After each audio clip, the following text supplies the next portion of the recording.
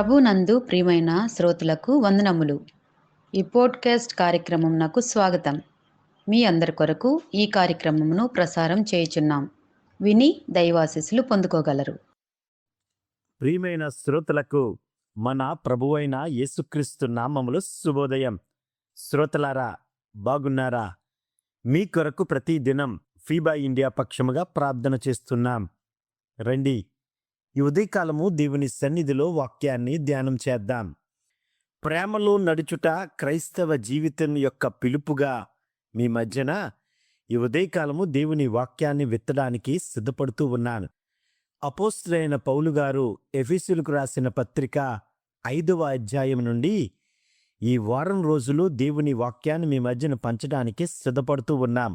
మొదటిగా పరిచయంగా, ప్రియులారా, క్రైస్తవ జీవితం అనేది మాటలతో కాదు, జీవన శైలితో సాక్ష్యం చెప్పే జీవితమని అపోస్తలుడైన పౌలు గారు ఎఫెసీయులకు రాసిన పత్రికలు 5వ అధ్యాయంలో ఈ విధంగా చెప్పబడినట్లు విషయాలు మీ మధ్యన చెప్పడానికి సిద్ధపడుతూ ఉన్నాం.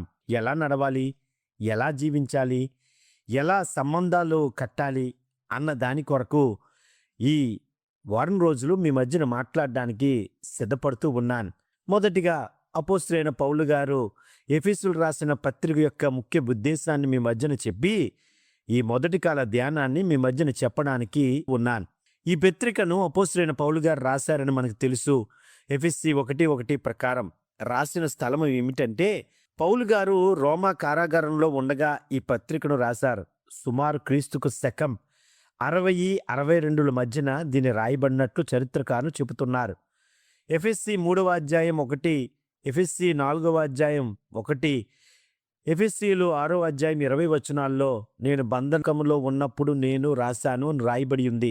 ఎవరికి రాశారంటే ఎఫెసీ సంఘానికి ఆయన రాసినట్లుగా మనకి తెలియబడుతుంది. ఈ గ్రంథం యొక్క ముఖ్య ఉద్దేశం ఏమిటంటే, సంఘం అంటే ఏమిటి అనే దాన్ని బోధించడం, క్రీస్తులో మన స్థానం ఐడెంటిటీ ఇన్ క్రైస్ట్ని వివరించడం, మూడవది విశ్వాస జీవితం ఎలా ఉండాలో చూపించడం యొక్క ముఖ్య ఉద్దేశంగా ఈ ఎఫెసీ పత్రికను ఆయన ఎఫెసీ సంఘానికి రాశారు. దేవుని కొన్న సంకల్పాన్ని విస్తరీకరిస్తూ పౌలు గారు ఈ పత్రికను రాశారు. క్రైస్తవులందరూ యేసుక్రీస్తుని బట్టి ఏకత్వలో దేవుని సంకల్పానుసారంగా అర్థవంతంగా జీవించాలి. అందుకే ఎఫెసీ గ్రంథము 1:10లో అద్భుతంగా రాయబడి ఉన్న మాట మీ మధ్యన చెప్పడానికి సిద్ధపడుతున్నాను. ఈ సంకల్పం బట్టి ఆయన పరలోకంలో ఉన్నవే గాని భూమి మీద ఉన్నవే గాని సమస్తమును క్రీస్తునందు ఏకముగా సమకూర్చవలనని తనలో తాను నిర్ణయించుకొనెను. ఏకత్వంలోకి తీసుకురావడానికి దేవుడు ఈ గ్రంథాన్ని వ్రాయించాడనే విషయాన్ని ఈ ఉదయకాలం మీ మధ్యన జ్ఞాపకం చేస్తున్నాను. రండి, నేను ఇందాక మీతో చెప్పిన రీతిగా 7 విషయాలు మీ మధ్యన ఈ గ్రంథం నుండి 5వ అధ్యాయం నుంచి ప్రతిరోజు పంచుకోవడానికి సిద్ధపడుతూ ఉన్నాను. మొదటిది, దేవునిని అనుకరించే వారిగా ఉండండి. Imitating God. మనం 5వ అధ్యాయం 1-2 వచనాలు చదివితే ఈ గ్రంథం యొక్క ఉద్దేశం మనకి అర్థమవుతూ ఉంటుంది. దేవుణ్ణి అనుకరించే వారిగా ఉండాలి. ఆయన ఎలా చేస్తే మనం అలా చేసేవారిగా ఉండాలి. అందుకనే పిల్లలు తండ్రిని అనుకరిస్తారని, అలాగే మనం దేవుని పిల్లలమైతే దేవుని అనుసరించాలని ఎఫెసీయులకు రాసిన పత్రిక 5వ అధ్యాయం 1వ వచనం దేవుడు అద్భుతంగా రాయించాడు. కావున మీరు ప్రియులైన పిల్లల వలె దేవుని పోలి నడుచుకొనుడి అని దేవుడు వాక్యం చూపిస్తూ ఉన్నాడు.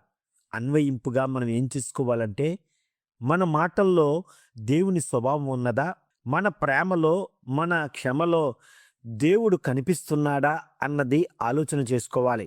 అందుకే ఉదాహరణగా ఒక చిన్న పిల్లవాడు తన తండ్రి మాట్లాడినట్టు మాట్లాడతాడు, నడవడం నేర్చుకుంటాడు, బిహేవ్ చేయడం, ప్రవర్తన ఆ విధంగా ఉంటుంది. అలాగే విశ్వాసిగా మన జీవితంలో క్రీస్తు ఉంటే, క్రీస్తుని మనం తండ్రిగా భావించి క్రీస్తుని దేవునిగా భావిస్తే మన జీవితాల్లో కూడా క్రీస్తుని ప్రతిబింబించాలన్నదే ఈ వాక్యం యొక్క ముఖ్య సారాంశం.